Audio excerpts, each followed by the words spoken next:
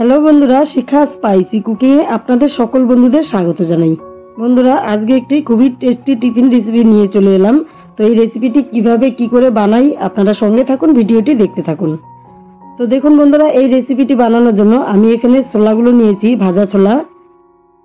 এটাকে অনেকে ছোলা বলে, অনেকে চানা বলে। তো আমি এই চানাগুলোর খোসাগুলো ছাড়াবো না। আপনারা যদি চান তাহলে ছাড়িয়ে নিতে পারেন, ছাড়ালে এরকম সাদা সাদা হবে, খেতে আরও বেশি ভালো লাগবে। তো আমি ছাড়াবো না, এমনিতেও খেতে ভালো লাগবে। তো আমি এভাবেই মেখে নেব। এর সঙ্গে কি কি মশলা নিয়েছি সেটা দেখিয়ে দিচ্ছি বন্ধুরা। তো বন্ধুরা দেখুন, এখানে মশলাগুলো আমি একে একে দেখিয়ে দিচ্ছি। নিয়েছি লাল লঙ্কার গুঁড়ো, মানে যেটা ঝাল। এখানে আছে টমেটো সস, এখানে আছে বিট নুন, আদা কুচানো,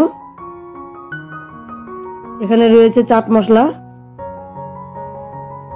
টমেটো আলু সেদ্ধ, কাঁচা লঙ্কা কুচানো, ধনে পাতা কুচানো, পেঁয়াজ কুচানো, লেবু, আর এখানে তেঁতুলের জুস একটু আছে, মানে তেঁতুলের আচারের থেকে একটু নিয়েছি। এটা দিলে কিন্তু খেতে দারুণ টেস্ট হয়। তো এখন আমি একে একে উপকরণগুলো দিব আর এটা কিভাবে মাখতে থাকি আপনারা দেখুন। প্রথমে পেঁয়াজ আলুগুলো দিয়ে দিলাম,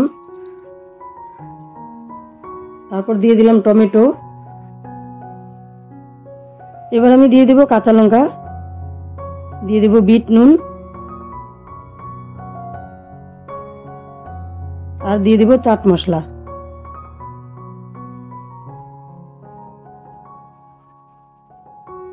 দিয়ে দিলাম লঙ্কার গুঁড়োটা, কুচানো ধনে পাতাটাও একসাথে দিয়ে দিলাম। এবার আদা কুচানোটাও দিয়ে দিলাম।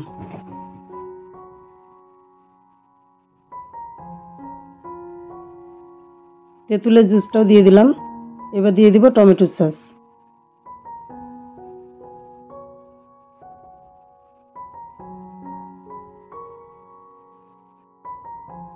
এবার হাতা দিয়ে খুব সুন্দর করে মিশিয়ে নিয়ে মেখে নেব।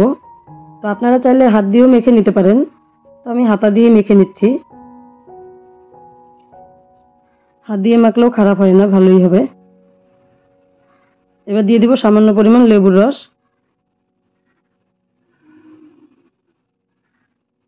এখন ভালো করে আরো মিশিয়ে নেব।